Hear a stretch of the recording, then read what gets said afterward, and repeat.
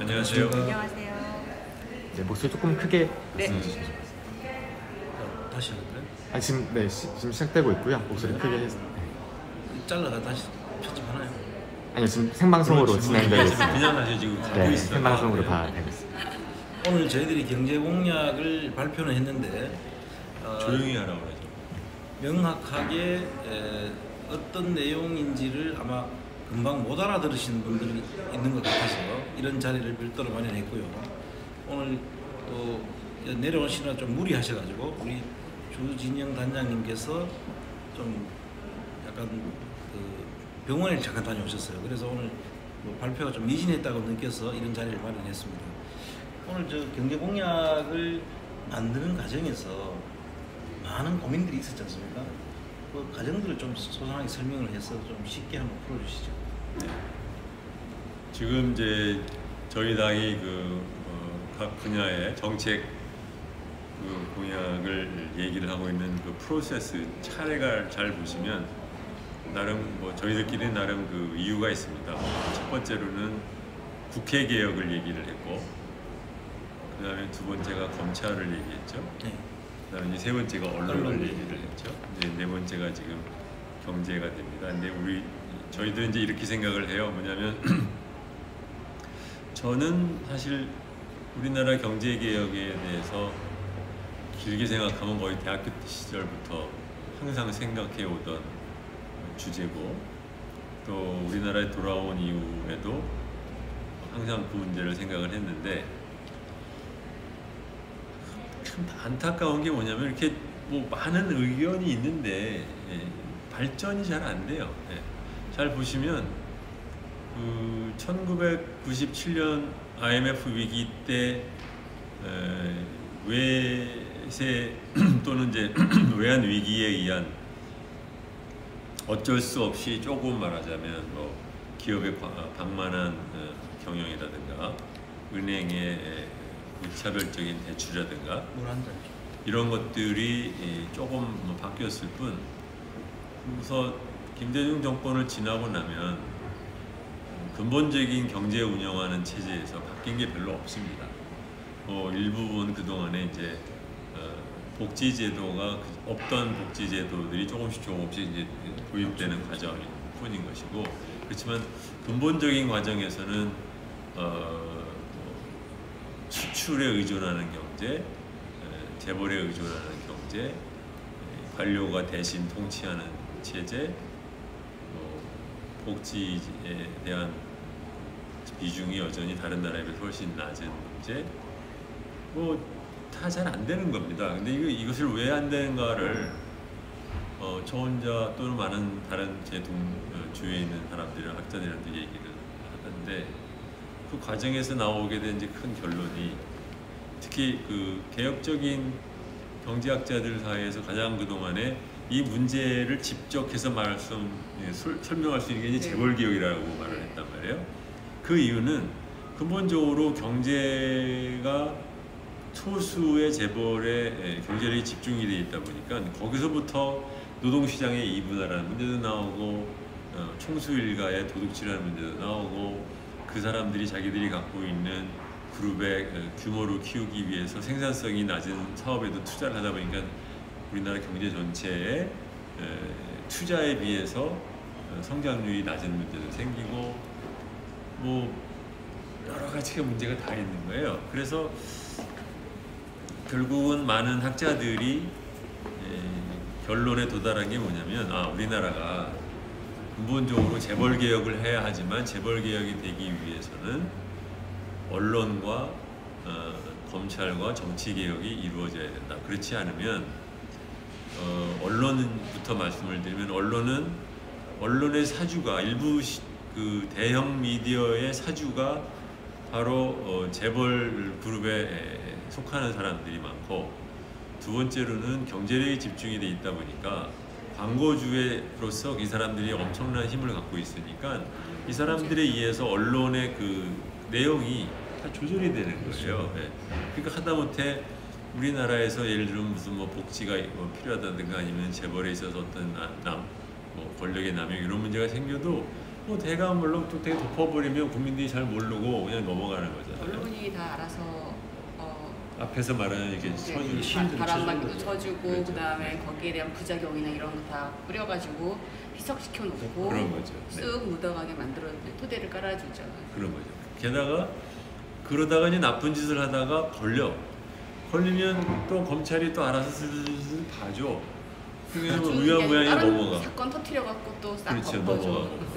그 다음에는 자기네들 전관 변호사 써서 2심, 3심 넘어가면서 형량을 낮추고 난 다음에 거기다 이제 형량이 낮아졌으니까는 집행유예 해가지고 나오고 이 일이 반복되는 거예요. 그래서 김상조 지금 이제 정책실장이며 저며 뭐 다른 사람들이랑 얘기를 할 때 이제 그런 얘기를 했던 거죠. 뭐냐면 한국에서 우선 있는 법이 제대로 작동만 해도 재벌 개혁을 할 수 있다. 어쩌다가 한번 도둑질할 때 한 번씩 세게 한 5년씩 7년씩 콩밥만 먹여도 이 사람들 마음 놓고 못한다 이렇게 그런 얘기를 했던 거죠. 그래서 뭐 어떻게 보면은 어떻게 보면 한심하고 답답한 얘기인데 우리나라에서 정말 경제 개혁이 이루어지려면 언론 개혁과 정치 개혁, 검찰 개혁 같은 것이 선행이 되어야 한다. 그게 안 되면은 안 된다. 그런 생각을 하게 된 거죠.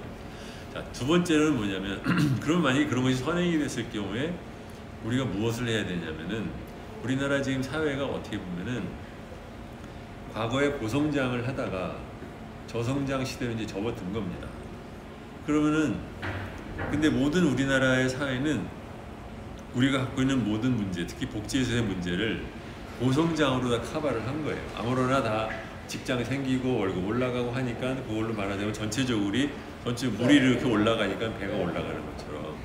그랬는데 근데 이것이 이제 저성장 세대로 돌아왔잖아요. 그러면 저성장에 걸맞는 경제 운영 체제로 바뀌어야 되는 겁니다. 배가 바뀌어야죠. 그렇죠. 통평하고 널쩍한 거. 그 맞아요. 그렇게 바뀌어야 되는 건데 이제 그게 안 됐던 거잖아요. 그러니까는 제가 항상 외국에 있을 때도 그렇고 의아하게 생각했던 것이 소나기 TV 조용히 해주세요. 네. 지금 지금 방송 중인데 누가 왔습니다. 네. 네.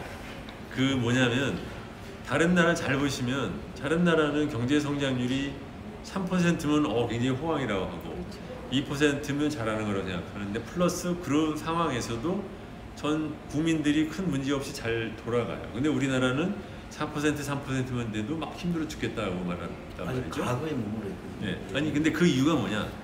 그 이유가 뭐냐면 바로 우리나라의 복지 제도가 제대로 안 돼 있기 때문에 높은 성장률이 아니면 모든 사람이 힘들게 되어 있는 거예요. 그렇기 때문에 저성장이 되었기 때문에 거기에 걸맞는 경제 체제로 전환을 해야 된다는 것의 핵심은 뭐냐면 거기에 걸맞는 복지 체제를 만들지 않았기 때문에 생기는 문제라는 거.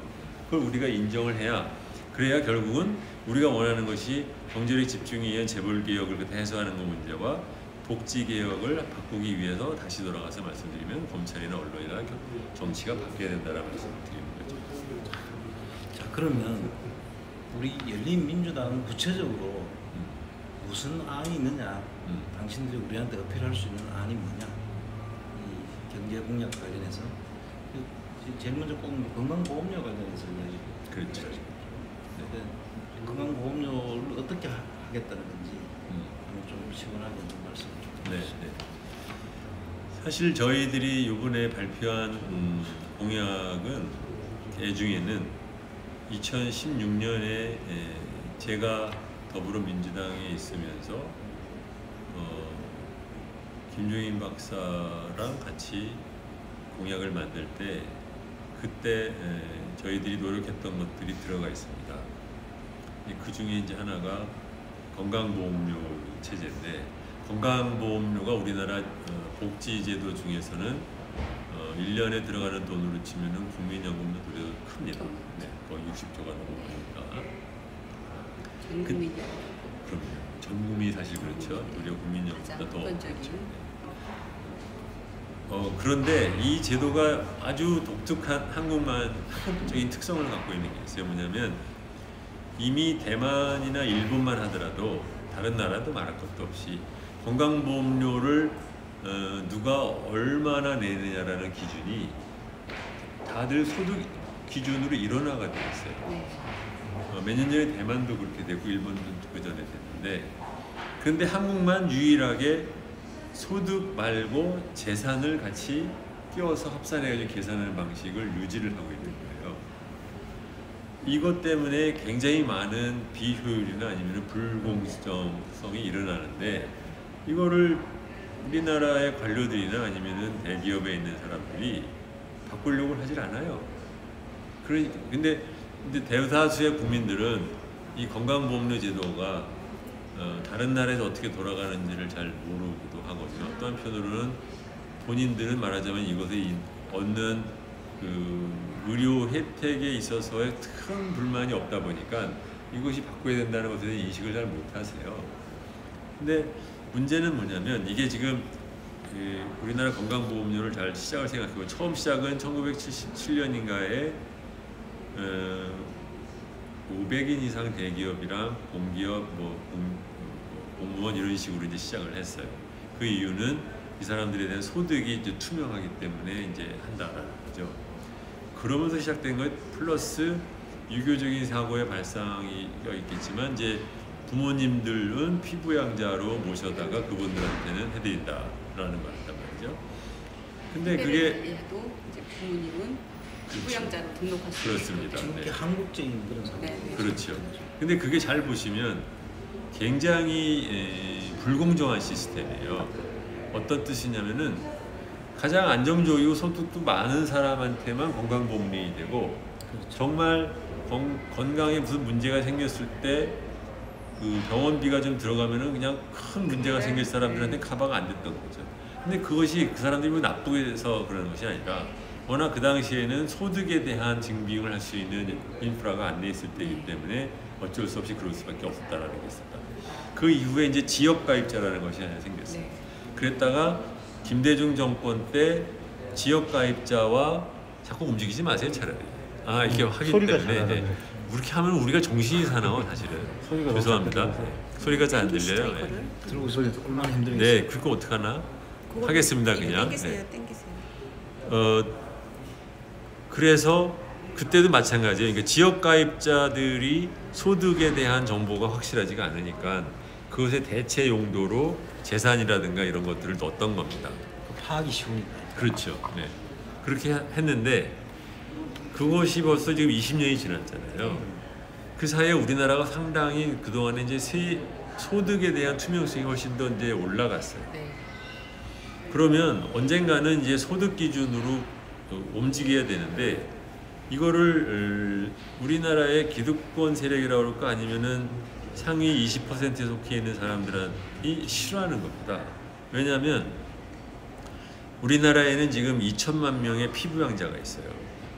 이 피부양자들 중에 물론 아동, 가족 이런 사람도 있지만, 많은 피부양자는 뭐냐면 소위 말하면 원청기업 또는 이제 공기업, 대기업, 공무원 이런 안정적인 근로자들의 부모들이 피부양자로 공짜로 건강보험료를 안 내고 혜택을 얻고 있는 것이고, 거기에 비해서 회사를 그만두면 자기 버는 것보다 훨씬 더 많은 건강보험료가 부과를 되고, 또 그분들의 부모는 피부양자가 안 되는 거죠. 이게 굉장히 불리한 제도인데, 문제는 이거를 추진을 하려고 하면 대기업 노조에서 굉장히 싫어해요. 왜냐면 그거 덕분에 사실은 1인분 직장 보험료 내고 여러 사람이 피부양을 받을 수 있으니까. 그런 거죠. 예. 맨날 보시잖아요. 하는 과정에서.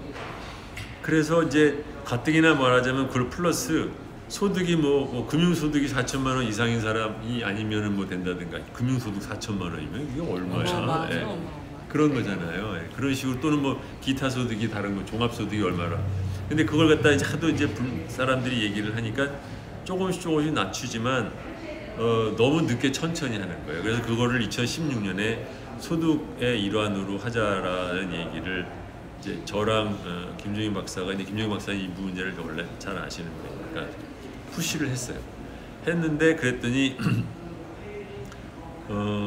김종인 박사가 더불어민주당의 대표로 있는 동안에 선거가 끝나고 나서 더불어민주당에서 특위까지 만들어서 자기네들이 굉장히 디테일하게 자세하게 안을 만들어 놓고 발표를 했어요. 이렇게 하겠다. 소득 기준을 하겠다.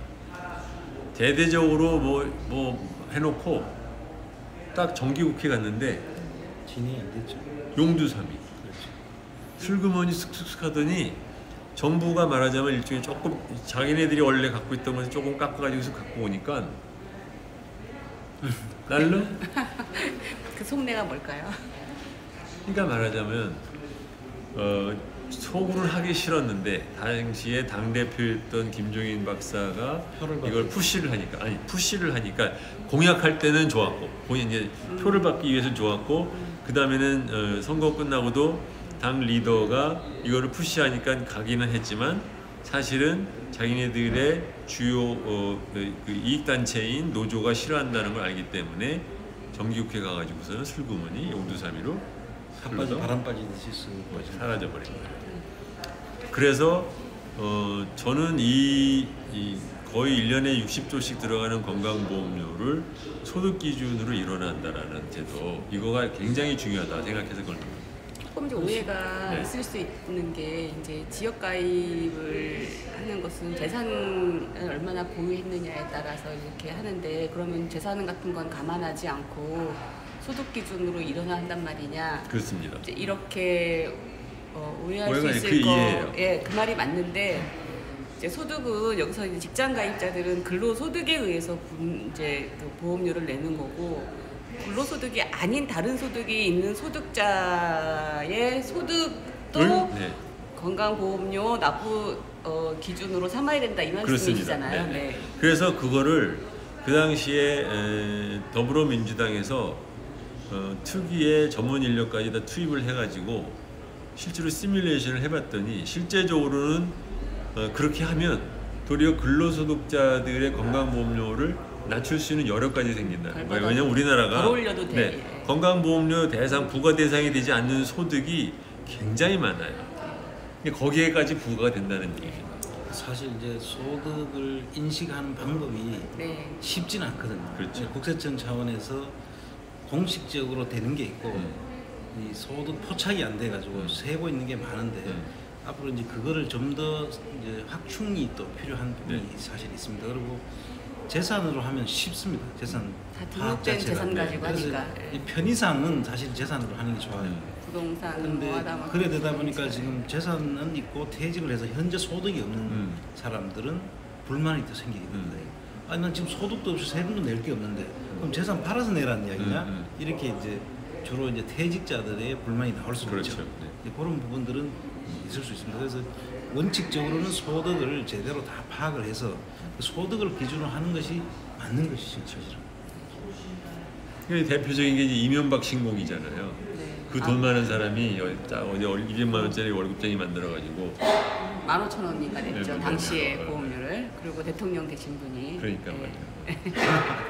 말이에요. 이게 기본적으로는 설계가 그러니까 그 설계의 그 역사가 때문에 이렇게 왔지만 이제는 더 이상 그것을 놔두고 부시고 새로 지어야 되는 거예요. 이게 굉장히 큰 제도입니다. 그래서 이거를 저희는 지금 정부는 그러니까 여전히 천천히 내리는 걸로 이렇게 스케줄을 해놨는데 그걸 그렇게 기다릴 일이 아니다. 그 사이에 빠지는 돈만 하더라도 많다. 그래서 그걸 빨리 하자. 결국 그 소득을 제대로 포착할 수 있는 방법을 만든가 동시에 하면 오히려 건강보험 부담은 낮아질 수도 있다. 그렇습니다. 이게 핵심이죠, 저희. 그렇죠. 네. 자, 그럼 이제 아마 건강보험과 관련해서는 좀 이해가 되셨을 것으로 생각을 하고 그 다음에 저희들이 이제 육아를 위한 좋은 제도가 있긴 있지 않습니까? 그렇죠. 근데 거기에 대해서도 우리가 문제의식을 가지고 이번에 공약에 접근을 했는데 네. 그것도 한번 설명 좀 해주시죠. 이거 역시 우리나라 복지제도가 처음부터 설계를 하고 시작한 게 아니라 뒤늦게 그 급변하는 사회의 변화에 겨우겨우 따라가느라고 그때그때 임시변통으로 만들다 보니까 결과적으로는 굉장히 괴물이 돼버린 것 중에 하나가 이겁니다. 뭐냐면 잘 보시면 우리나라가 이제 여성이 급속도로 빠른 속도로 노동시장에 참여를 하게 됐어요. 그러니까 그 사람들이 아이를 맡길 때가 필요해. 그런데 그것을 위해서 국가가 미리미리 준비해서 국공립 어린이집이나 자가시설을 아니면 만들지 유치원 안 않았어요. 만들어 놓은 거야. 예. 네. 그래 놓으니까 그러니까 그걸 준비해서 만들어 놓은 국민학교는 만들어 놔서 99%가 국공립인데 유치원과 어린이집은 안 만들어 놓은 거야. 그러니까 이제 개인의 돈으로 그 시설을 그렇죠. 만들면 그러니까 그렇지만 이제 사람들이 기다릴 수가 없으니까 사립으로 막 있는 거죠. 네. 그러니까 정부는 어떻게 했냐면 기존에 있는 이 시설한테 지원을 해서 이 사람들이 더 많은 사람을 받을 수 있게 하자라는 측면에서 시작이 된 것이 보육료 지원 또는 뭐 유치원 학비 지원 이런 식으로 이제 간 겁니다. 근데 이것이 계속되는 것 자체는 바람직한 건 아니에요. 네. 그러면 이제 한편으로는 한시라도 빨리 국공립 유치원이라든가 이런 것들을 늘려야 되는데 또 이게 돈 주다 보니까 사립 유치원이 나름 또 특수 말하자면 이익이 돼버렸잖아요. 그렇죠. 그러니까는 이제 국공립 늘리는 거를 막 미워하고 싫어하니까 또 이걸 또 맘 놓고 추진을 잘 못해요. 게다가 지원을 하는데 지원하는 과정을 시작이 말하자면 이 유치원한테 지원을 해주다 보니까 이렇게 왔다 갔다 얘기하면 저희들이 얘기를 못해요. 예. 어떻게 되냐면 이게 벌써 이제 플로우가 이제 깨져버렸어. 그러니까 이 사람들한테 그 돈을 줄 때 바우처로 줬어요. 그러니까 말하자면은 당신이 그 어린이집이나 아니면 유치원에 보내면 네. 그 보낸 아동한테 해당되는 돈을 내가 카드를 줄 테니까 카드로 이렇게 가서 등록을 하면 여기서 이제 돈을 준다 이렇게 됐잖아요. 표현이 바우처지만 사실은 이제 아이가 그 원에 등록하면은 그 꼭 원에서 보조를 준 거잖아요. 하는 그런 거죠. 이제 신고를 하면 그 아이에 대해서 얼마씩 나오는 그런 거죠. 방식이죠. 예. 네. 그래서 그때 난리가 났었잖아요. 그 유치원 선거. 유치원 3법 나오게 네. 된 배경이 거기 있는데 네. 그런 거죠. 국고 보조금을 주다 보니까 그거를 자기들이 수입으로 생각한 거예요. 그렇죠. 네. 네. 그래서 그 사람들이 자기들은 자기 건물을 내놓고 자기가 아이들을 가르쳤으니까 그게 나오는 국고 보조금도 자기 수입으로 그렇죠. 인식하고 사실 자기 학부형이 준 건데. 학부형이 대신 애들한테 쓰라고 준 건데 그러다 보니까 자기 개인적인 용도로 쓴 거예요. 그런 거죠. 그래서 그때 문제가 생겼던 그런 거죠. 거죠. 난리가 네. 났었죠. 네, 네. 그래서 그러면은 이제 이 문제를 그러면 어떻게 해결할 거냐라는 이제 고민을 하는데 사실은 근본적으로는 학부모한테 직접 주는 게 제일 맞는 거예요. 그렇죠. 네, 그러니까 바우처로 주지 말고 근데 이 사람들 또 이게 공무원들의 사고방식 나는 네가 요 돈을 유치원이나 어린이집에 가는데 쓰도록 제한하고 싶어. 내가 그러니까 컨트롤하는 마음이지. 그래야 이제 말하자면 공무원들이 자기들이 그 돈에 대한 재량권을 가지고 있는 거 아닙니까? 공무원들 사고는 이럴 거예요. 그냥 그렇게 줬을 때 혹시 다른 데로 쓰여지면 자기가 책임을 져야 되거든. 공무원들은 그런 책임을 지기 싫어해요. 그래서 아마 딱 그 유치원에 주면 자기까지는 책임을 안 져도 되는 거고 그걸 받아가는 사람이 쓸 때는 잘못되면 그 사람 책임이 되는 거죠. 지금 그게 큰 거예요. 보신주의 일종이네. 그 공무원들 사고이죠 사실. 네네. 그래서 근데 잘 생각해 보면 아니 자기 자식 잘못되라고 할 부모가 어디 있어? 그게 그러니까는 무슨 말이냐면 이게 잘 과정을 보면 이게 이상하다. 근데 그러다 보는데 지급하는 돈이 자체 근데 안 보내는 사람이 있어. 그럼 안 보내는 사람한테는 양육수당이라고 하죠. 근데 그 양육수당이 어린이집이나 유치원에 주는 돈보다 작아. 그러니까는 굳이 집에서 기르려고 할 사람들마저도 억지로 도리어 유치원이나 아니면 어린이집에 보내게 되는 문제가 생기는 거고 또 그러다 보니까 막상 일을 하기 때문에 아이를 맡겨야 되는 사람한테는 이게 너무 많은 사람이 오니까는 줄 서가지고 뭐 탈락하는 문제도 생기고 이게 이상하게 된 거 이게 그 하나의 두 번 있고 또 하나는 뭐냐면 잘 보시면 아주 0세 뭐 1살 2살 요런 때는 그게 꼭 어린이집 보내거나 이게 좋은 게 아니야. 그 애들은 되도록이면 엄마랑 있거나 아니면은 뭐 할머니랑 있거나 아니면 그 동네에 있는 아주머니한테 하든가 이런 식으로 그러니까 적어도 내가 학부형 입장에서 어떠한 시설을 통해서 내가 육아를 할 거냐에 대한 초이스를 내가 판단할 수 있는 권한 자체를 없애버린 결과가 된 거죠. 그렇군요. 네. 근데 애초에 이제 문제 의식을 이제 가져야 될 것이 초등학교는 원래 이제 그 나라가 의무 교육이었는데 그 이하의 아동의 어떤 교육도 의무여야 되느냐라는 이제 문제 의식이 하나 있을 수 있고요. 그다음에 우리가 아동 수당이나 이렇게 그 보육 수당을 주는 이유가 그 출산 장려 정책하고 이제 관련이 깊이 있는데. 우리가 지금 저출산 고령화위원회가 설립된 지가 지금 한 14년째인가 뭐 13년째 됐는데 거기서 쓴 예산이 얼마인지 혹시 아세요? 알면 모릅니까? 저도 최근에 알았는데 200조를 여태까지 썼대요. 맞아요. 그런데 그 사이에 출산율은 더 이제 1% 미만으로 후퇴를 한 거예요.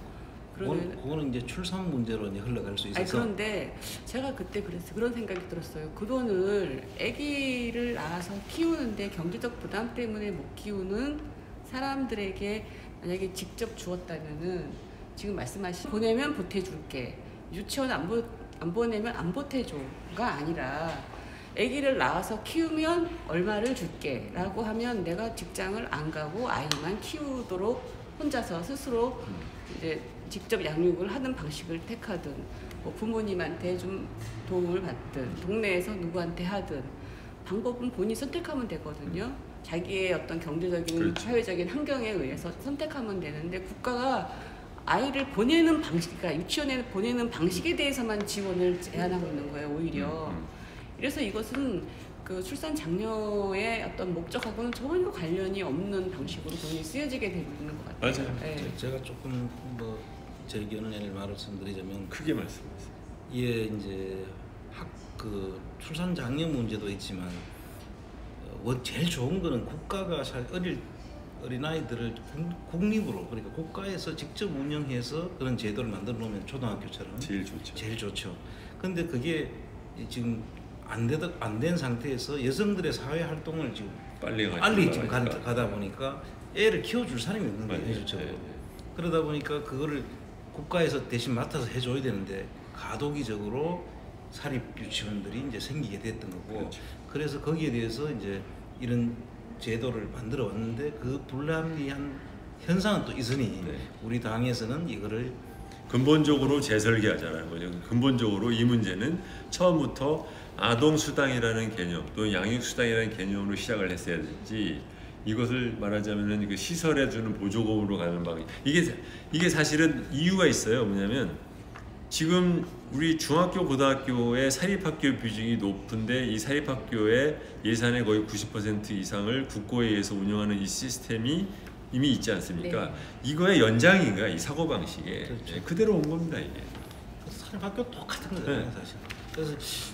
그래서 이 국가가 사실은 완전히 다 맡아서 해야 이런 부조리한 면이 사실 많이 사라지는데, 지금 현재 가도기 상태에서 그래도 가장 좋은 방식은 학부모한테 선택권을 주자. 그렇죠. 이게 그렇죠. 우리 당의 그렇습니다. 핵심적인 그런 거죠.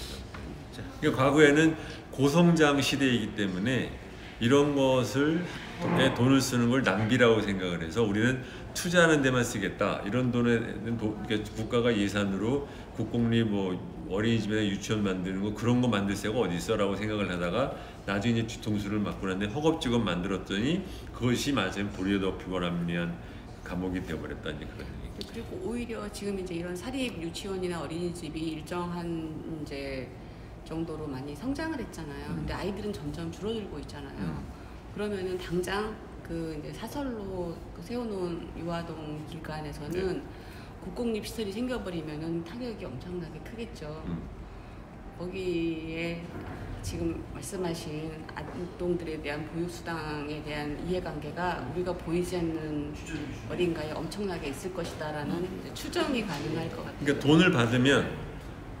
돈을 받으면 학부형 입장에서 어떤 일이 벌어지느냐 하면은 학부형이 보기에 이게 어느 곳이 잘하느냐를 보고 좋은 데에 가든가, 좋지 않으면 그러면 그만큼 자기가 직접 애를 기르거나 아니면 자기 부모님한테 맡기면서 이제 많은 사람들이 왜 우리 또리가 이제 그렇습니다. 이제 아시지만 애들이 찾아와서 이제 손주 길러달라고 할까봐 이제 다들 전전긍긍하지 않습니까? 근데 또 마음이 그래야지 또 길러주는 분들은 많은데 또 그분들을 상대로 저희 자식 세대가 돈을 드릴 수 있는 또 여유가 없는데 양육 수당이 있으면 그분들한테 들이댔을 수도 있는 거죠. 그리고 또 엄마들끼리 이제 옛날에 협동 육아 맞아요. 같은 코업 많이 같은 했어요. 것이 그렇죠. 그래서 자기가 이제 육아에 대한 어떤 가치관이 비슷한 사람들끼리 모아서 네.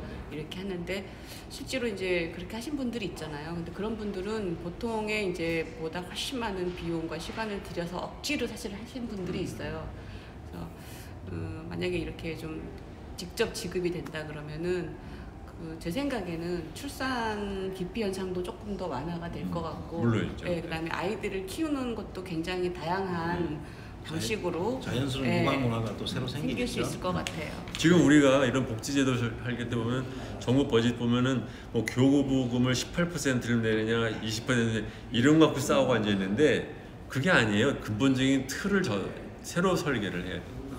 자, 뭐 이야기하자면 한이 한이 없는데, 없죠. 네. 자 지금 그 다음 이야기로 좀 넘어가 볼게요. 네. 이번엔 국민연금 출산 크레딧인가요? 네. 이 부분에 대해서 이제 인상하겠다. 네. 열린민주당이 인상하겠다는데 크레딧이라니까 이제 금방 사람들이 잘 와닿지 않는 것 같아요. 제가 기억하기로는 이제 마일리지 뭐 쌓아서 그런 거죠. 연장한다 네, 이런 네, 개념인데 네, 한번 좀 구체적으로 이제 말씀해 주세요. 지금 국민연금의 기본적인 구조는 국민연금에 가입을 해서 10년 이상 가입을 한 사람이 한테 나중에 돈을 받을 수 있는 권한이 생겨요. 그러면 일종의 이제 그러니까 국민연금을 받는 돈은 크게 보면 몇 년을 납부했느냐와 그 동안에 얼마를 납부했느냐의 두 가지가 이제 이렇게 섞여 가지고 나오는 거 아닙니까? 그러니까 너는 나중에 이제 제 경우는 이제 62가 되면은 자격이 되는데 그때 계산을 시작할 때 가입 기간 몇 년라고 이렇게 보는 거예요. 네. 근데 거기에 몇 년으로 쳐주느냐가 말하자면 크레딧이에요. 네. 거기에 그 뜻으로 이제 크레딧이라는 말을 갖다 그러니까 그만큼 쳐준다라는 뜻인 거죠. 그래서 우리가 그럼 구체적으로는 어떻게 처리한다? 아, 네. 이게 근데 과거에는 이것도 우리나라가 국민연금 처음 설계할 때부터 잘못된 아주 심각한 결함 중에 하나인데 뭐냐면 예를 들어 볼게요. 그러니까는 1930년대에 미국에서 사회보장제도, 우리나라 국민연금 같은 제도가 처음 설계가 되었을 때 그때부터 이 사람들이 어떻게 설계를 해놨냐면 나중에 나이가 들어서 그때도 말하자면 미국도 마찬가지로 대다수의 여성들은 노동시장에서 일을 하지 않았죠. 그런데 이제 돈을 받을 때가 돼서 나이가 들었으면 받을 때가 됐는데 이 돈을 낸 사람 자격을 갖고 있는 게 남자잖아요. 그렇죠. 그러면 그 남자가 결혼한 상태이면 그래서 부인이 있으면 그러면 거의 한 50%에 해당하는 돈을 자절로 더 주게 돼 있어요. 그렇지 않고 만약에 부인이 없으면 그러면 안 주는 거예요. 기본적으로 왜 그러냐면 우리나라의 그러니까 모든 복지제도의 기본은 뭐냐면 가족 기준이에요. 우리나라는 요새도 지금 말하는 게 보면 4인 가정 뭐 이렇게 하지 않습니까? 영어로 말하면 하우스홀드, 한국말로 하면 하나의 가정 기준인데 우리나라의 국민연금은 개인 기준으로 만든 거예요. 그래서 이 받을 때 됐을 때 그 남자가 결혼을 했느냐 안 했느냐랑 아무 상관이 없이 주는 돈이 똑같이 줘요. 굉장히 불합리한 거거든요. 그러면 똑같이 30년을 부었어도 아내가 있는 사람에 대비해서 아내가 없는 사람은 더 상대적으로 더 좋은 거야. 그렇죠? 물론 마누라 없으면 고생입니다. 국민연금만 보면 네네. 국민연금 그런 거거든요. 이게 이 설계가 잘못됐어요. 그렇기 때문에 이제 그런데 이제 와서 국민연금을 줄 때 돼가지고서는 그럼 50% 곱하기 더 준다라고 하면 이제 그럼 엄청난 변화니까 애초에 그렇죠. 계약이 없던 약속이 없었던 거가 돼버려서 이것도 있지만 그 당시에 또 한편은 이거 역시 우리나라가 지금 초반에 가입했던 분들이 자기가 낸 돈 대비 많이 받게 돼 있다고 그랬잖아요. 그거가 은근히 바로 뒤에 가정이 있다라는 것을 머릿속에 생각한 게 있는 거예요. 네. 그걸 누가 명시적으로 말을 안 했지만 근데 이제는 점점점 돈 내는 것 대비에 더 많이 받는 비율이 좀 내려가고 있는 거 아닙니까? 자, 그래서 이제 여성도 이제 노동시장에 들어왔고 그래서 이 문제가 지금 큰 사회적인 문제를 갖게 되는 건 뭐냐면 막상 은퇴를 했는데 여성 노인들 중에는 국민연금의 대상이 되는 사람이 굉장히 적어서 네. 그렇지 않은 사람에 비해서 너 받는 돈이 이제는 말하자면 옛날에는 수익비가 높아서 그런 대로 그렇다 치면 점점점 수익비가 낮아지는 과정에 치면 남자 하나만 하더라도 받는 돈이 별 돈이 아닐 수 있게 돼버렸어요. 그런데 이 문제가 있고 또 하나는 국민연금이라는 제도를 잘 생각을 해보면 이거는 뭐냐면 세대 간의 연대예요. 내가 낸 돈을 내가 받는 게 아니라 지금의 젊은 세대가 지금의 노인한테 돈을 부양을 해주고 이 사람이 늙으면 후세의 젊은 세대가 돈을 내주는 거란 말이죠. 네. 그 얘기는 뭐냐? 후세를 얼마나 많이 갖고 있느냐에 따라서 실제로 내가 받을 수 있는 돈이 생겨요. 네. 정해지는데 근데 그 후세를 누가 낳습니까? 여자가 낳지. 물론 남자와 여자가 같이 해서 낳지만 실제로 애를 기르는 데 있어서 대부분의 시간은 여성이 더 많이 썼는데 여성은 도리어 그 일을 하느라고 노동시장을 안 나가서 국민연금의 대상이 안 되는 가입 기간이 짧아지죠. 그렇죠. 네. 이게 말하자면 여성들한테 이중으로 그 불합리한 체제인 거거든요. 그러니까 이거를 그러면 어떻게 바꿀 거냐를 생각을 하는 데 있어서 이게 이 문제가 있다는 걸 인식을 하니까 정부에서도 그동안에 한 2차례에 걸쳐서 많은 분들은 잘 모르시지만 여성의 경우에 아이를 낳으면 한 아이에당 뭐 몇 개월씩 국민연금을 가입했던 거로 이제 쳐줬습니다. 그러다가 이것이 최근에 한번 더 늘어가지고 현행은 제가 알기로는 2008년 이후에 태어난 아이들 기준으로 첫 아이한테 12개월을 가입해준 여자들 그 엄마들이 가입한 걸로 치고 둘째도 12개월. 그랬다가 셋째가 되면 셋째는 18개월. 그러면 24에다 18이니까 36에다가 또 40개월 정도 40개월. 되잖아요. 예. 그러게 근데 뭐 4명 5명 내면은 맥시멈 최대 50개월까지는 쳐준다 이렇게 돼 있는 거거든요. 그러면 이제 4명 남으면 안 되네요. 3명까지가 제일 이익이네요. 뭐 크레딧이. 애랑 치면 네. 계산적으로 보면 그렇죠. 그렇지만 이제 나머지는 더 보면 이제 10년이 되는 거지 않습니까? 근데 사실 이것도 이렇게 너무 이렇게 찔끔찔끔하는 게 나는 굉장히 불만이에요. 분명히 문제가 있으면 근본적으로 해결해야 되는데 이 옆에다 이제 공무원 출신한 저런 공무원 놓고 하니까 좀 그렇죠. 근데 방금 말씀드린 공무원 그 일하시는 그 메커니즘 알잖아요. 그러니까 말하자면 뭐 하면 뭐 하면 오케이 올해는 요만큼 하고 나는 일했고 나는 다음 보직으로 넘어가면 되고 이런 식으로 뭐 있을 때 내가 나한테 문제만 없으면 되는 거예요. 맞아요. 그게 공무원들의 사실 딱 머릿속에 딱 자리하고 있는 내용이 그러네요. 내 있을 때만 하지 말아야 돼요.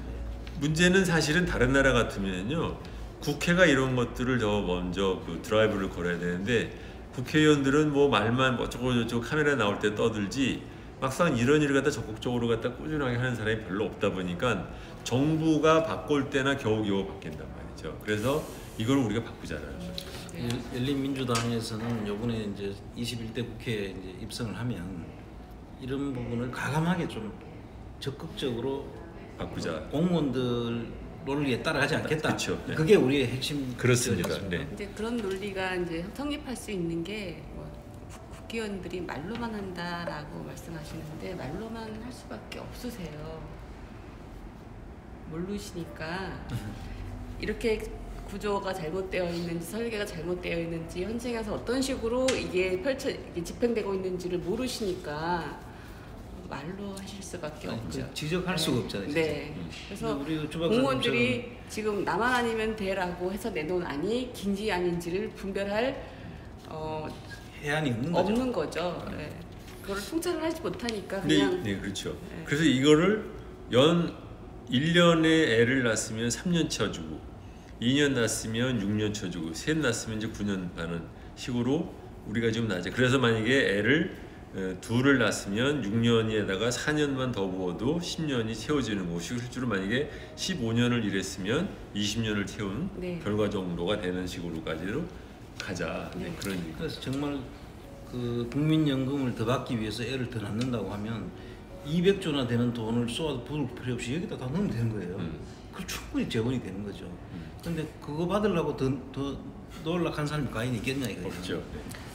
그런데 지금 저희가 말하는 이 경제 관련 공약이 대부분이 특별한 재원이 더 필요한 게 아니라 어떤 제도의 설계가 잘못된 것을 바로 잠금으로써 이것이 합리적으로 국가가 바뀐 거죠. 합리적으로 그러니까 원했던 그 수당이나 어떤 재원이 목적하는 바에 작동이 되도록 설계를 좀 그렇죠. 바로잡다는 개수를 그것을 좀 더 공정하게 바꾸자는 네. 거죠. 지금 우리나라가 왜 OECD 국가 중에서 노인 그 빈곤율이 제일 높다고 하지 않습니까? 네. 그 이유는 첫 번째로는 뭐냐면 기초연금 제도의 도입이 너무 늦었다라는 것. 두 번째로는 국민연금에 가입한 사람이 일부만 가입한 지 너무 오랜 시간이 지나서 지금 와가지고 막상 보니까 국민연금 대상자가 아닌 사람이 너무 많다라는 것 이런 것들이잖아요. 근데 지금 앞으로 닥치는 것도 뭐냐면 이 중에서 또 남자는 받는 사람이 많은데 여성 중에는 받는 사람이 없기 때문에 여성의 빈곤율이 노인 빈곤율이 높을 가능성이 있는 거죠. 그래서 하루빨리 이런 것들을 미리미리 고쳐놔야 나중에 가서 더 큰 문제가 안 생긴다. 이제 우선 이제 사람들은 느끼는 게 이 혜택 받는 것보다도 지금 당장 내는 걸 걱정하잖아요. 그럼 예산이 우리가 많이 내야 되는 거 아니냐 이렇게 이제 걱정할 수 있는데 꼭 그렇지는 않다는 거죠. 그렇죠. 네. 그 부분을 이제 분명하게 좀 말씀드릴 필요가 있는 게 뭐 이렇게 혜택을 많이 주는 쪽으로 이야기하면 그 예산은 어떻게 마련할 건데 이렇게 이제 이야기하는 거죠. 그렇죠. 이제 그 부분에 대해서 그렇지 않다는 것도 우리가 동시에 말씀드려주는 게 훨씬 지금 그 출산 크레딧을 부분적으로 올릴 때마다 국민연금공단에서 계산을 해봐요. 그러면 이제 실제적으로 얼마가 돈이 더 나가냐, 그러면 뭐 이렇게 하면 5천억이 더 나간다 이런 얘기를 하는데 국민연금의 전체적인 운영하는 과정에서 5천억 1조가 더 나가느냐 안 나가느냐는 그렇게 중요하지가 않아요. 왜냐하면 근본적으로 우리가 알기로도 국민연금의 전체적인 틀을 한번 다시 바꿀 때가 온다는 건 다 알지 않습니까? 네. 거기에 비하면 이것은 굉장히 상대적으로는 어떻게 보면은 큰 문제는 아니고 그거보다는 남녀에 있어서의 불공평한 것을 좀 바로잡는 데 도움이 된다. 그런 얘기죠. 지금 설명을 오늘 뭐 끝이 없을 텐데 그동안 이거 말고도 또 뭐 저희들이 국립대학 지방공립대학인가요? 서울에 있는 대학이 아닌 공립대학 지방거점 공립대학 등록금 제도 폐지 또는 등록금 면제 뭐 이런 이야기가 있었는데 뭐 그것도 좀 설명 좀 주시죠. 그거 역시 이제 우리가 지금 말한 우리나라의 과거의 복지제도가 발달하는 과정에서 국가가 직접적으로 공공 부문이 공급하는 것 대신 민간 부문한테 맡기다가 나중에 가서 민간 부문한테 보조금을 주는 쪽으로 흘러간 여러 가지 분야가 있지 않습니까? 지금 그러니까 사실은 보험도 잘 보시면 이제 국민연금만 해도 그래요. 그러니까 뭐냐면은 국민연금이 이렇게 발전이 늦어지는 과정에서 결과적으로 무슨 문제가 생겼냐면 사적 보험이 엄청 커졌죠. 우리나라처럼 사적 보험이 큰 나라가 없어요. 그 이유는 국민연금이 부실했기 때문에 이제 그렇게 생기는 건데 얘기하는 과정이 중고등학교 얘기지만 대학교도 그렇습니다. 뭐냐면 대학교도 지금 대학교의 한 80%가 사립대학교예요. 20%만이 국립대학교예요. 이것이 바람직한 게 아니에요. 심지어 사립대학교의 비중이 훨씬 높은 미국만 하더라도 대학교 인구의 약 50%는 주립이나 이런 공립대학교가 차지를 합니다. 근데 우리나라는 그게 80%예요. 이건 어디서 갖고 왔느냐? 일본이랑 똑같이 일본에서 갖고 왔는데 일본 역시 이런 데 돈을 쓰느니 우리는 경제개발에 쓰자라고 생각을 해가지고 이걸 사립에다가 맡겼던 건데 지금은 근데 문제가 이제 그 사립이 자기네들이 돈이 없는 식으로 운영이 되니까 또 정부가 또 거기 사립대학교에다 돈을 준단 말이죠. 네. 그러다 보니까 지방에 있는 거점으로 박정희 시절에 만들어놨던 그 국립대학교가 상대적으로 떨어지게 되고 도리어 사람들이 애들을 그 비싼 돈을 들여가지고 서울에 있는 대학교를 보내려고 다들 난리가 치게 된 거라고 말이죠. 그렇게 되면서 점점점 전체 국가 균형 개발이라는 면에서도 좋은 인재들이 자꾸 서울로 빠지니까 이 사람들이 다시 내려가기도 어렵고야 되고 그러면은 사람이 있는 쪽으로 공장 짓고 하다 보니까 점점점 경제력은 서울로 모이고 이게 이상한 악순환이 된단 말이에요. 그래서 이거를 지금이라도 바꾸자. 또 앞으로 이제 사립대학교 구조조정도 해야 된다고 하는데 그 중에 한 좋은 방법은 사립대학교에 대해서 뭐 앞에 뭐 열심히 차려 뭐 점프 뛰어봐가지고 이쁜 놈한테 돈 더 주고 안 주고 이런 식으로 교육부 관료가 그 지들이 쥐고 흔들게 하지 말고 그냥 간단하게 그 돈 있으면 지방에 있는 거점 국립대에 집중적으로 돈을 투입을 해서 그 학교를 좋은 대학교로 만들고 그렇죠. 그 학교에 대한 등록금을 면제를 하면 그러면 좋은 학생들이 그쪽으로 많이 올 거 아닙니까? 네. 그러면 저절로 좋지도 않은 주제에 월급만 등록금만 많은 사립 네. 학교는 빨리빨리 정리가 될 거 아닙니까? 같은 돈을 써도 이게 훨씬 더 효율적이다. 그런 뜻이죠. 그래서 뭐 이 지금까지 이제 복지제도와 관련한 이야기들이 네. 주를 이루었는데 그 이제 재원 문제와 관련된 조세 징수 문제, 세제 문제도 그렇죠. 사실 있어야 되는 건데 그 세제 문제도 보면 그 지금까지는 어떤 식으로 돼 있었냐면은 감면제도 이런 것들이 만들어질 때 사실 그 혜택은 다 대기업들이 가져가는 거예요. 그 감면을 받을 수 있는 조건이 정해질 때 보면 중소기업한테는 해당이 안 되는 문제가 많아요. 그 대기업은 그래도 그나마 괜찮은데 중소기업이 받아야 될 혜택을 대기업에게 오히려 줘가지고 옛날에는 그런 이유가 있었습니다. 국가 경쟁력 차원에서 외국에 있는 기업들하고 서로 경쟁을 해서 국가 간의 경쟁을 할 때는 대기업이 감면을 받아서 경쟁력을 갖춘다. 그래서 부가세 영세율도 적용해주고 면제도 해주고 했는데 큰 아들 하나 잘 키우자. 야, 큰 아들 잘 키워서 이제 그 낙수 효과를 이제 누리자. 하지 않는 거였는데 지금은 이제 중소기업도 생각을 해야 될 때가 됐다는 거죠. 그래서 그 감면 제도의 실질적인 문제라든지 이제 이런 문제들은 들어가게 이제 국회에 들어가게 되면 사실상 그런 부분들을 불균형을 바로잡는 일들을 저희들도 네. 많이 해야 될 테고요. 그리고 뭐 제가 아이디어를 하나 냈는데 그런데 지금 뭐 제가 쭉 하던 일이기도 한데 이 권력자들이나 부정 그 축제자들 또는 대기업 재벌들의 돈들이 사실 해외로 뭐 조세 피난처라는 곳을 통해 가지고 밖으로 빠져나가 있다는 게 지금 뭐 많이 지금 이야기가 되고 있잖아요. 네. 근데 그것을 이제 제도적으로도 방지할 수 있도록 만들고 또 조사를 실제로 해서 그렇게 나가 있는 것은 전부 환수를 해서 그걸 국가 재원으로 써야 되는 거죠. 그래서 앞으로 우리가 복지를 하게 되면 뭐 재원들이 다 들어가게 되지 않습니까? 그걸 뒷받침하는 일을 하기 위해서라도 근데 그 대부분이 해외에 있다 보니까 시험 문제라든지 또는 그 조사에 어려움이 있고 국가 간의 문제. 그다음에 지금 우리나라의 그 조사를 하기 위해서 필요한 게 이제 검찰, 국세청, 금감원, 간세청 이런 관련 기관들은 쭉 있는데 이게 다 칸막이가 갇혀져 있는 거예요. 다 유기적으로 돼야 되는데. 그래서 그런 어떤 유기적인 모임을 할 수 있는 그런 조직도 만들고 하는 이런 제도를 특별법 속에 이제 좀 만들어서 그걸 뛰어넘어서 할 수 있도록 하는 제도를 만들자고 이제 해외 재산 은닉. 불법 해외 재산 은닉에 대한 조사 한수 특별법 이걸 이제 좀 제가 가장 밀고 있는데요. 국민들이 가장 바라고 원하는 걸로 저는 듣고 있거든요. 그래서 그 기대에 제가 부응할 생각을 가지고 안 후보님은 언제부터 어떤 계기로 이걸 생각하게 되셨어요? 제가 이제 그 최순실 박근혜 재산을 찾으러 해외에 이제 가기 시작했는데 제가 이상한 계약서를 하나 봤어요. 최순실 씨 일가가 운영하는 회사인데 그 돈들이 나가는 방식이 여러 가지거든요. 거래 형태를 갖춰가지고 하되 실질적으로는 거래가 안 일어나는데 그러니까 그 집안 돈 중에 해외를 들어갔다 나왔다는 돈이 큰 돈이 있어요. 그렇죠. 그때 당시에 제한테 들어온 돈이 2,000원이었어요. 세다. 그런데 그 집에서 이제 그 가족 중 최순실 씨 여동생이 운영하는 회사가 아동복 회사가 있는데 그 돈이 이제 네덜란드에서부터 페이퍼 컴퍼니 형태로 그 독일로 갔다가 그 독일에서 몇 번 일을 갔다가 다시 또 홍콩으로 갔다가 한국에 들어오는 그런 과정도 있었는데 그 돈들이 그 회사가 그 회사의 한 3분의 2 정도 살 수 있는 금액인데 지금도 홍콩에 적을 두고 아직도 거기서 운영이 이 사람들이 하고 있어요.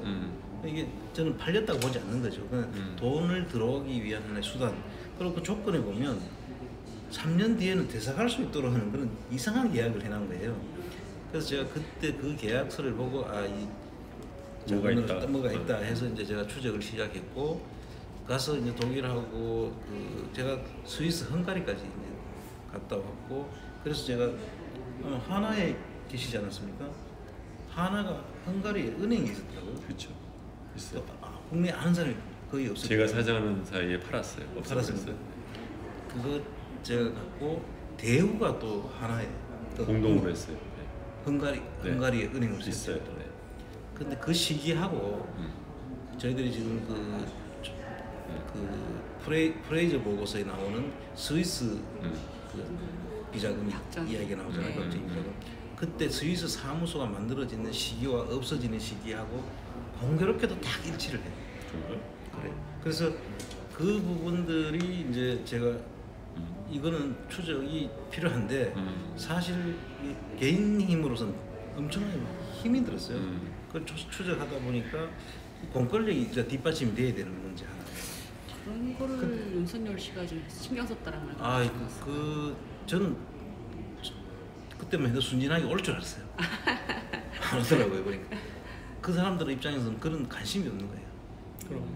근데 그 스위스 옛날에 그 박정희 비자금이라고 알려진 스위스 그 사무소가 스위스 크레딧 은행하고 UBS 은행 있지 않습니까?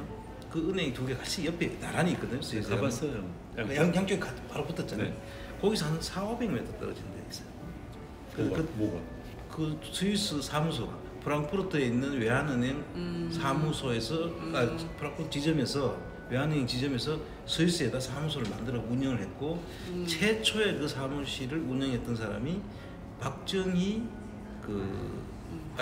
이우락이 사위였어요. 그때 이우락 씨 사위가 정모 씨인데 중정리의 국제부장을 하셨어요. 거기서 스위스 사무소를 가려고. 근데 그또 스위스 프랑크푸르트 스위스 은행의 지점장을 했다 나중에 외환은행장, 한미은행장까지 지내는 분이 누구냐면 박근혜 씨하고 인척이 있어. 사촌 오빠인가 그래요. 홍. 네. 그래서 이분들이 거기에 부임하면서 만들어지고 오면서 없어지고 이게 그런데 공교롭게도 그 없어질 때 하나은행과 대우 헝가리 은행. 근데 국내에서 하나와 대우가 은행이 있었다고 그러면 이해가 됩니까? 그래서 그런 부분들을 저희들이 가서 회장님께 여쭤봐야죠. 그 하나는 거기서 무슨 일하고 있었어요? 몰라. 그러니까 저도 이제 갔는데 그 자회사에 보니까 한화에서 거기 은행이 있다는 거예요. 이걸 언제 어떻게 하다가 만들었어? 그리스에도 하나 있었던 거 보는데 어쨌든 어떻게 운영한다는지 뭐 아는 사람도 없어. 그러니까 말하자면 이제 하나증권은 그냥 출자만 했을 뿐 그 운영에 대해서 거의 타치를 안 하고 그걸 갖다 관련하는 사람은 비서실에 있는 사람이 또 왔다 갔다 하는 것 같더라고요. 이상한데 뭐 돈 빌려주고 뭐 거의 거덜이 났대. 그래서 이제 폐쇄를 한다고 해서 이제 정리를 하는 거를 맞더라고. 거덜이 나야 되는 거죠, 사실은. 그리고 또 이 최순실 씨 가족 중에서 이제 증권회사에 계셨으니까 펀드를 만들잖아요. 구조조정 펀드를 만드는데 그분들 가족 중에서 구조조정 펀드가 거기에 만들어져 있습니다. 아마 거기까지는 지금 보고를 못 받으시죠. 어디에 펀드? 하나증권 내에 구조조정 펀드가 만들어지는데 거기에 이제 최순실 씨 형부가 되나요? 그러면 형부가 되죠. 뭐죠? 위에 최순실 씨 언니 배다른 언니 최순영 씨. 최순영 씨가 그 언니 남편이 지금 거기에 관여가 돼 있는 그 펀드로 보이는데 잠깐 이게 지금 하나의 사건에만 너무 들어갈 필요는 없고 그렇죠. 포인트는 뭐냐면 지금 그 영어로 말하면 머니 론더링, 우리나라 말로 하면 이제 돈 세탁이 국제적으로 굉장히 큰 문제. 우리는 잘 몰랐는데 우리는 이제 우리가 그런 일 할 일이 없으니까 거기 무슨 상관이 생각하는데 G20의 중요한 어젠다 중에 하나가 머니 론더링이에요. 그래가지고서는 그걸 제가 왜 하냐면 제 친구가 뭐 우리나라도 뭐 거기 껴서 뭐 굉장히 중요한 그걸로 해서 자기들끼리 굉장히 많이 하고 그러면서 유럽에서 그동안 이 머니 론더링에 대한 규제가 굉장히 강화되면서 스위스에서 비밀 계좌를 운영하기가 굉장히 어려워졌어요. 그래서 우리 그 전 세계적인 비밀 계좌를 운영하는 프라이빗 뱅킹이 유럽에서 점점 빠져나가가지고 지금은 싱가포르도 옮겨가고 있고 뭐 근데 이게 굉장히 커요. 그래서 근데 분명히 한국에서도 여기에 관련된 돈이 있을 텐데 현재까지는 발각되거나 아니면 조사된 게 없죠. 사실 그 실마리는 가지고 있고요. 제가 상당 부분 그 흐름에 대해서는 지금 감을 잡고 있는데 네. 이게 이제 공권력이 있어야만 계좌를 깔 수가 있어요. 그래서 이 공권력이 없는 상태에서 짐작만 할 뿐이고 이거 그 실마리가 없으면 사실 까볼 수도 없는 거잖아요. 그러나 다행하게도 제가 그 실마리는 지금 가지고 있는 상태고 공권력이 관심만 가지면은 아까 이야기했던 그런 어떤 조사단이 만들어지고 그걸 지휘만 할 수 있다면은 이 상당 부분까지 접근이 가능하고 지금 국내에 있는 부분들은 계속해서 지금 추적을 계속 해왔거든요. 그래서 국내는 그 하수인들이라고 해야 되나요? 그 자금을 움직이는 구체적인 흐름까지 저희들이 파악이 되어 있기 때문에 아마 요번 이 21대 국회가 아마 버라이어티한 그런 상황으로 갈 수도 있다.